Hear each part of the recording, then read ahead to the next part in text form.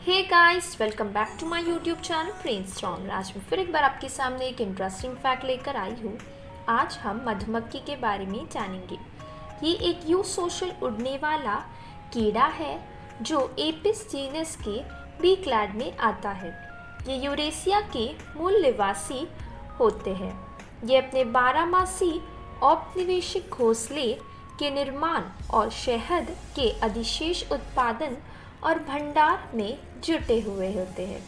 एक बेशकीमती के रूप में ये अपने पित्ती भेदी को बनाते हैं।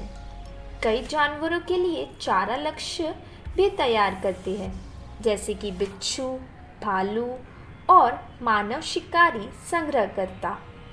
अब इनकी केवल 8 प्रजातियां को मान्यता दी गई है, कुल 43 उप प्रजातियों में से, जबकि इतिहास में कुल 7 से 11 प्रजातियों को मान्यता दी गई है। मधुमक्खी केवल एक छोटा अंश है लगभग 20,000 जानी मानी मक्खियों की प्रजातियों में से। तो आइए चले जानते हैं मधुमक्खी के बारे में।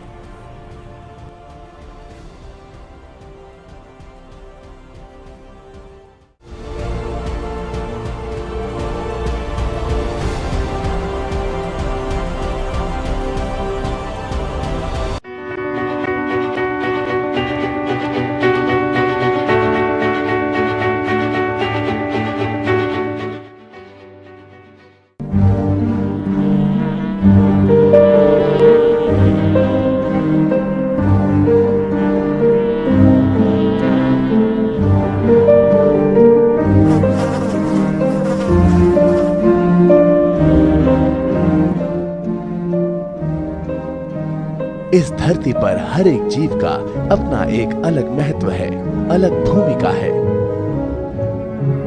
और इन्हीं वजहों से ही हमारा इकोसिस्टम संतुलित रहता है। लेकिन जिस गति से हम मनुष्य विकास कर रहे हैं, उसी गति से हम पर्यावरण को भी नजरअंदाज करते जा रहे हैं, जिसकी वजह से दूसरे जीवों पर खतरा मंडराने लगा है। उन्हीं में से एक जीव है मधुमक्खियां। एक समय था जब मधुमक्खियों के छत्ते हमारे घर के आसपास दिख जाते थे, लेकिन अब ये दुर्लभ हो गए हैं। विशेषकर शहरों में इनके प्राकृतिक छत्तों का दिखना लगभग नामुमकिन सा लगता है। लेकिन क्या आपको पता है कि इनका हमारे आसपास न दिखना हमारे लिए खतरे की घंटी हो सकता है? जी हाँ, मधुमक्खियों के ये छत्ते एक स्वस्थ पर्यावरण के संकेतक होते हैं। अक्सर काम में तल्लीन इंसान की तुलना मधुमक्खी से की जाती है। ऐसा इसलिए है क्योंकि मधुमक्खियां मेहनती जीव के रूप में मशहूर हैं। मधुमक्खियां एकता की मिसाल होती हैं। ये अपने दिन का अधिकांश हिस्सा पराग जमा करने और उसे दूसरे फूलों तक पहुंचाने में खर्च करती हैं। दरअसल फूल वाले पौधों में परागण एक जरूरी क्रिया है।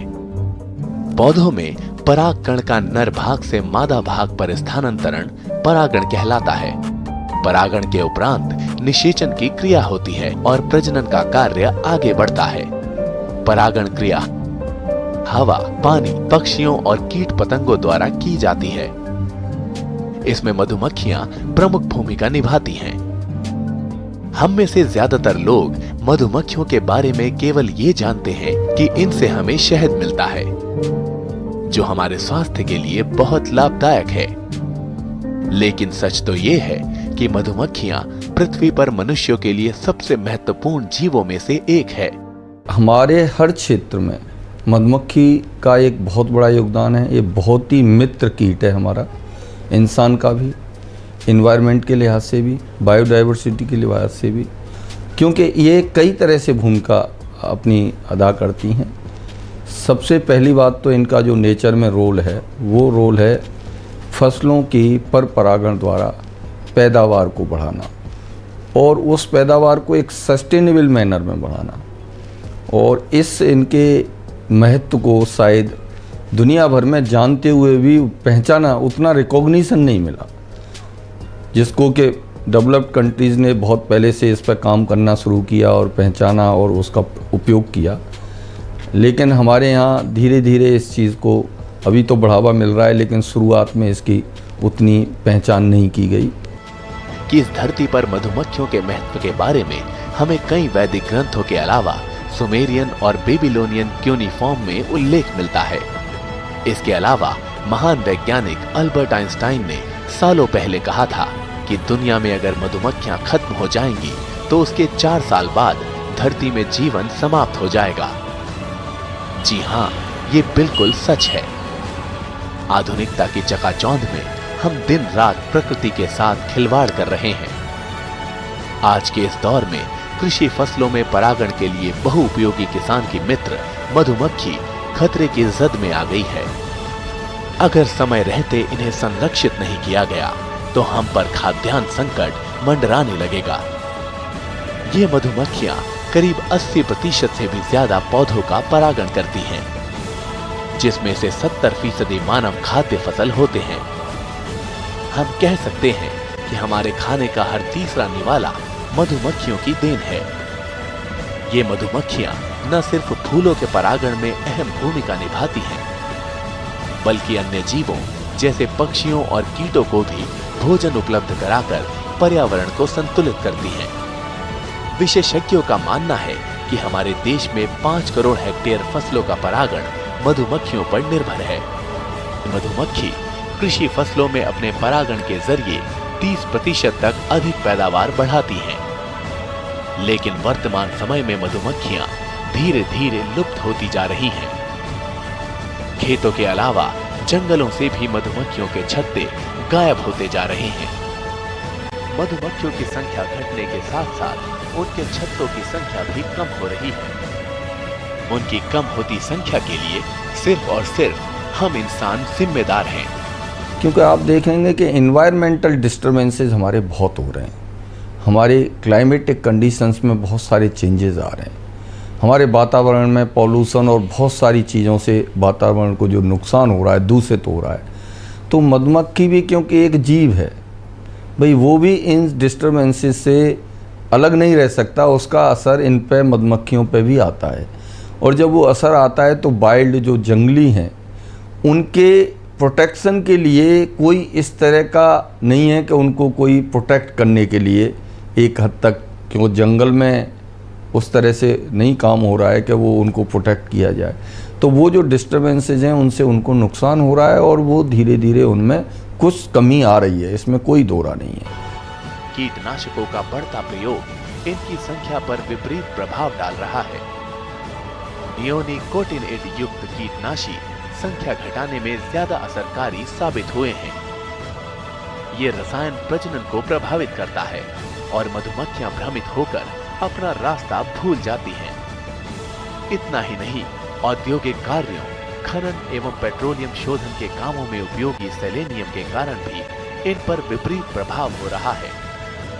लार्वावस्था सेलेनियम के प्रति ज्यादा संवेदनशील देखी गई है। सेलेनियम के प्रभाव से लार्वा की परिवर्धन क्रिया धीमी हो जाती है एवं मौत भी संभावित है।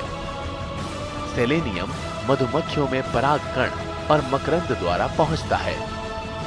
छत्तों में भी सेलेनियम की उपस्थिति का आकलन किया गया है।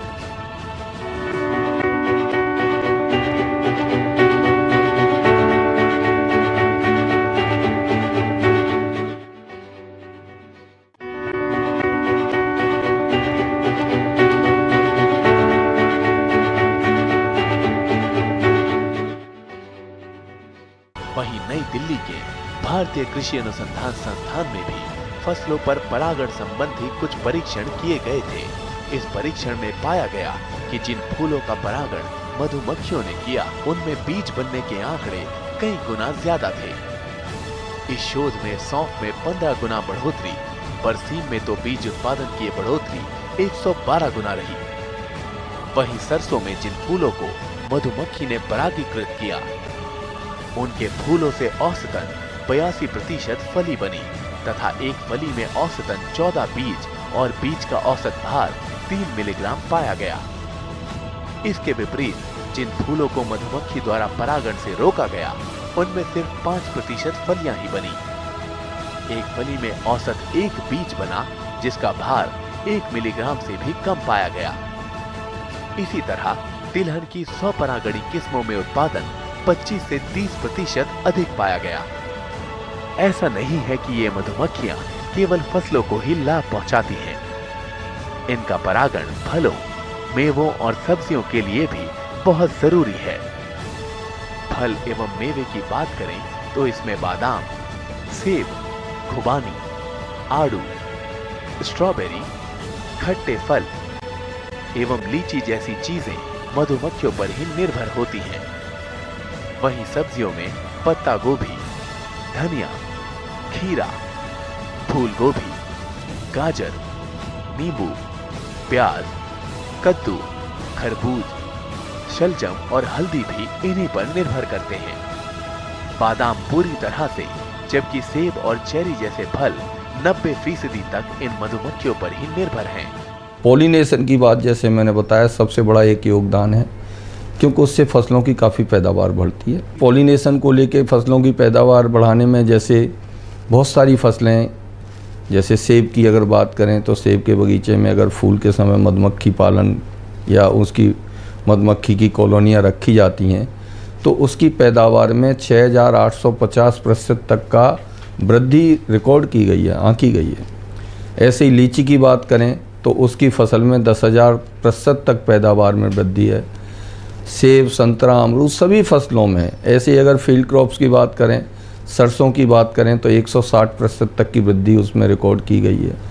इसी तरह से सनफ्लावर, सूर्यमुखी की बात करें 3400% तक की वृद्धि उस। तो ये सब चीज़ें, ये सब डेटा और ये बातें हम नेशनल बी बोर्ड जब से ये रिकंस्टिट्यूट हुआ उसी समय से हम लोगों को समझा रहे हैं और बता रहे हैं।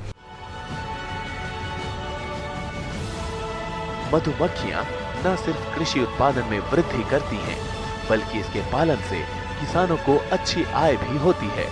दूसरा इसका जो और बहुत महत्वपूर्ण जो फ़ायदा है, जो इसका योगदान है, वो आता है कि इन्वायरमेंटल सस्टेनेबिलिटी में भी इसका बड़ा रोल है। वो रोल क्या है कि जो बायोडाइवर्सिटी है उसको मेंटेन करने में हनी बीज का, मधुमक्खियों का बहुत बड़ा योगदान है, क्योंकि वो भी ये पॉलिनेशन के थ्रू करती हैं। दूसरा ये है कि ये एक ऐसी एक्टिविटी है जिससे इन्वायरमेंट को बहुत फ़ायदा और दूसरे तरीक़ों से भी होता है। इससे कोई किसी तरह का पॉल्यूशन नहीं होता और बहुत सारे इससे प्रोडक्ट्स मिलते हैं। वो प्रोडक्ट्स इतने यूज़फुल हैं। शहद, एक्चुअली हमारे देश में या ज़्यादातर लोग मधुमक्खी पालन को शहद या डंक से जानते हैं, लेकिन हम कहते हैं कि शहद तो हमारे एजेंडा में सबसे लास्ट की चीज़ है। हमारा जो मेन जो सोच है इसको बढ़ाने का वो पॉलिनेशन के लिए है, इन्वायरमेंटल क्वालिटी को मेंटेन करने के लिए है, इन्वायरमेंटल ये बायोडाइवर्सिटी है उसको मेंटेन करना है, हमें एम्प्लॉयमेंट जनरेशन का एक बहुत अच्छा तरीका है, एक्टिविटी है, और सबसे बड़ी बात है कि रूरल बेस्ड है, रूरल एम्प्लॉयमेंट जो है इसको जनरेट होता है। और जैसे माननीय प्रधानमंत्री जी ने कहा कि भाई 2022 तक किसानों की आमदनी दुगनी करनी है, ये बहुत अच्छी बात है। हम कहते हैं कि उसमें मधुमक्खी पालन का एक बहुत बड़ा योगदान रहेगा किसानों की आमदनी दुगनी करने में। शहद इकट्ठा करने के लिए भारत में मधुमक्खी पालन प्राचीनतम परंपराओं में से एक रहा है। देसी और अंतर्राष्ट्रीय बाजार में शहद की लोकप्रियता और मांग की वजह से मधुमक्खी पालन तेजी से लोकप्रिय होता जा रहा है। मधुमक्खी पालन से शहद, मोम, रॉयल जेली आदि अतिरिक्त उत्पाद भी प्राप्त होते हैं, जो किसानों की अतिरिक्त आमदनी का बेहतर जरिया साबित होते हैं। मैं मधुमक्खी पालन से लगभग 26 ईयर से जुड़ा हूँ। मैंने 1990-91 में मधुमक्खी पालन शुरुआत किया था। उस टाइम हमारे मधुमक्खी पालन को इतना लोग हमारे देश में नहीं जानते थे, तो हमने लोगों को ट्रेनिंग देने का काम शुरू किया और हमने देखा कि जहाँ जहाँ हमने मधुमक्खी लगाई है उनकी पैदावार में बढ़ोतरी हुई है। ये हमें किसानों ने पिछले साल लगाई थी, उन्होंने बताया कि आप हमारे यहाँ आइए। अभी तक लगभग हम 25,000 लोगों को तो बी कीपिंग की ट्रेनिंग दे चुका हूँ और लगभग 75,000 लोगों को डायरेक्ट और इनडायरेक्ट वे में मधुमक्खी पालन से कुछ न कुछ लाभ हो रहा है। और आज जिन प्रोडक्ट्स को हमारे साइंटिस्ट कहते थे कि भाई ये निकालना बहुत मुश्किल है, निकल नहीं पाएगा, निकल नहीं रहा है, उसको कॉमर्शियली प्रोडक्शन में हम लेकर आए हैं। जैसे कि हम बी पोलन हम निकाल रहे हैं और आज अच्छी प्राइस में हमारा बी पोलन बी कीपर्स का सेल हो रहा है और उनको एक एडिशनल इनकम हनी के साथ साथ उसको बी पोलन निकालने में मिल रही है। रॉयल जेली हम निकालने लगे हैं। पहले रॉयल जेली बताते थे कि लोग हमारे जो महाभारत काल में जो होते थे, जो द्रोणाचार्य कृपाचार्य जी थे, ये रॉयल जेली का इनको ज्ञान था और ये छत्तों से डायरेक्ट शहद निकाल के खाते थे, रॉयल जेली खाते थे। इसी तरह हमारा मधुमक्खी पालक भी रॉयल जेली का सेवन करता है। प्रोपोलिस जो निकालने लगे तो हमने देखा बाहर प्रोपोलिस के हजारों प्रोडक्ट बने हुए हैं और मैंने इसको देखा और मैं इसका खुद सेवन भी करता हूँ प्रोपोलिस का। इससे ये एंटीबायोटिक है, एंटी एलर्जिक है, एंटीसेप्टिक है, एंटी अस्थमा है, एंटी कैंसर है और कई पेशेंट हमारे यहाँ से इस प्रोपोलिस को ले जाके इससे ठीक हुए हैं। और आज हमने इसको प्रोपोलिस निकालने की एक स्ट्रिप डेवलप कर ली है और हमारे काफ़ी बी कीपर प्रोपोलिस निकाल रहे हैं और इससे भी उसको एक लाभ ले रहे हैं।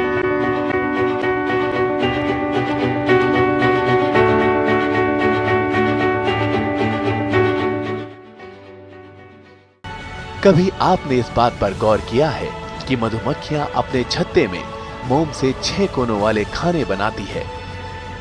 ऐसा क्यों है? क्यों वो किसी और आकार के खाने नहीं बनाती? सन 1999 में प्रोफेसर थॉमस सी हिल्स ने इस बात को साबित किया कि एक जगह को बराबर हिस्सों में बांटने के लिए 6 कोनों वाला आकार सबसे बेहतर होता है और इन्हें सबसे कम सहारे की जरूरत पड़ती है। 6 कोनों वाले आकार के खाने बनाकर मधुमक्खियां जगह का सबसे अच्छी तरह इस्तेमाल करती हैं। वे कम मोम इस्तेमाल करके एक हल्का लेकिन मजबूत छत्ता बनाती हैं और इनमें खूब सारा शहद इकट्ठा करती हैं। इसी वजह से लोगों का कहना है कि मधुमक्खी के छत्ते की बनावट किसी अजूबे से कम नहीं। आज वैज्ञानिक मधुमक्खी के छत्ते की नकल करके ऐसे ढांचे बना रहे हैं जो मजबूत होते हैं और जिनसे जगह का सबसे अच्छी तरह इस्तेमाल भी होता है। कि मधुमक्खियों की 20,000 से ज्यादा प्रजातियां हैं और वे कई रंगों की होती हैं। हालांकि मधुमक्खियों की कुछ चुनिंदा प्रजातियां ही शहद बनाना जानती हैं। इसके अलावा शहद बनाने के लिहाज से यूरोपीय हनी भी सबसे बेहतरीन होती है, लेकिन दक्षिण एशिया में करीब आधा दर्जन मधुमक्खियां शहद बनाती हैं।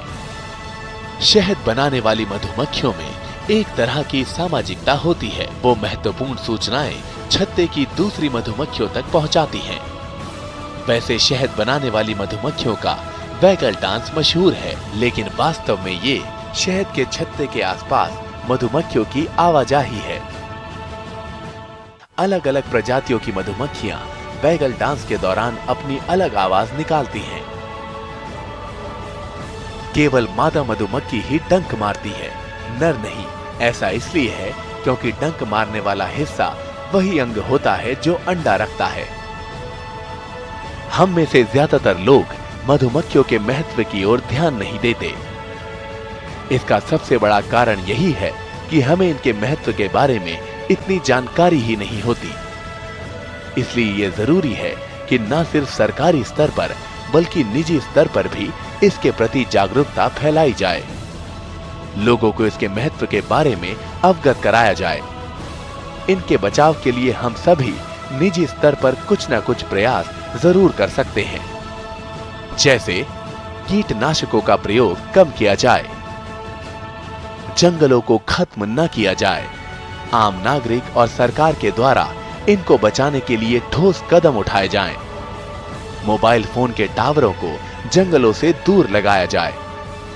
विभिन्न विश्वविद्यालयों व कॉलेजों में छात्रों को इनके महत्व के बारे में बताया जाए। हालांकि इस दिशा में भारत के अलावा कई देशों के सरकारी और गैर सरकारी संगठन प्रयास कर रहे हैं। भारत सरकार कृषि एवं किसान कल्याण मंत्रालय ने एक नेशनल बी बोर्ड, जिसका 2006 में पुनर्गठन किया, सचिव कृषि एवं सहकारिता की अध्यक्षता में। उस बोर्ड का मुख्य उद्देश्य जो दिया गया वो यही था कि मधुमक्खी पालन को वैज्ञानिक तरीके से बढ़ावा देकर फसलों को परपरागण की क्रिया कराते हुए उनकी पैदावार बढ़ाना, किसानों एवं मधुमक्खी पालकों की आमदनी बढ़ाना। इस उद्देश्य के साथ वो बोर्ड तब से काम कर रहा है। अभी हमारे देश में लगभग 30 लाख बी कॉलोनी है और हमारे मधुमक्खी पालक जो है लगभग इसमें 5 लाख मधुमक्खी पालक देश भर में इससे जुड़े हुए हैं और इसमें लगभग 2 करोड़ भी कॉलोनियों की जरूरत है। और हमारे देश में सबसे बढ़िया बात यह है कि लगभग 8 महीने तक फ्लावर अवेलेबल है। आज हमारे यहाँ लगभग 7 कंट्री के लोग मधुमक्खी पालन की ट्रेनिंग ले चुके हैं। अफगानिस्तान से, ओमान से, बांग्लादेश से, नेपाल से कई कंट्री के लोग हमारे यहाँ आते हैं और प्रशिक्षण लेके जाते हैं। अगर आप भी अब तक यही सोचते थे कि मधुमक्खियां केवल शहद के लिए जरूरी हैं, तो निश्चित रूप से अब आपका विचार बदल गया होगा। अब तो आप समझ ही गए होंगे कि इस धरती पर जीवन को बचाए रखने के लिए मधुमक्खियां कितनी महत्वपूर्ण हैं।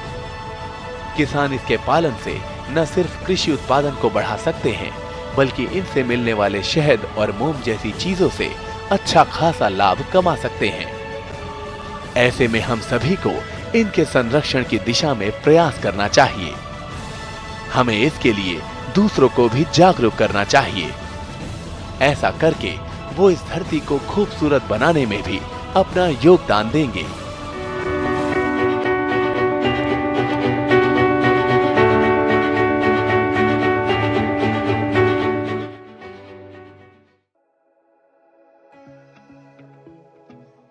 सर्वाधिक जानकार मधुमक्खी वेस्टर्न मधुमक्खी होती है, जिसे एपिस मेलिफेरा कहा जाता है, जिसे शहद के उत्पादन और फसल परागण में इस्तेमाल किया जाता है। दूसरी मधुमक्खी जिसे पाला जाता है वो है ईस्टर्न मधुमक्खी, जिसे एपिस सेराना भी कहा जाता है। वो दक्षिण एशिया में पाई जाती है। आधुनिक मनुष्य मोम के इस्तेमाल को बहुत महत्वपूर्ण मानते हैं, जिससे मोमबत्ती, साबुन, लिप बाम और इतर प्रसाधन सामग्री बनाई जाती है। तो दोस्तों, मधुमक्खी के बारे में जानकर आपको कैसा लगा कमेंट करके ज़रूर बताइए। और ऐसे अमेजिंग वीडियोस के लिए यूट्यूब में हमारे चैनल ब्रेनस्टॉर्मर को लाइक करें, शेयर करें और सब्सक्राइब करना मत भूलिए। मिलते हैं अगले वीडियो में।